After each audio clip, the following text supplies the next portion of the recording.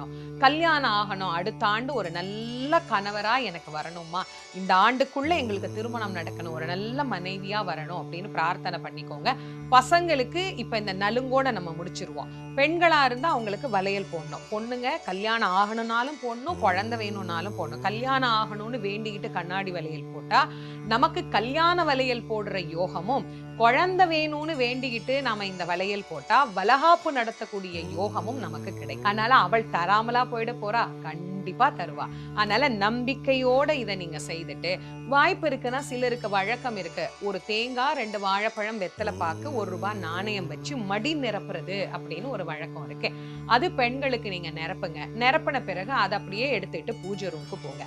கை நிறைய வளையல், மடி நிறைய அம்பாள் நமக்கு அருளிய அந்த பிரசாதம். உள்ளன்போட அந்த அம்பாள பிரார்த்தனை பண்ணுங்க. மனசார அவள வேண்டுங்க.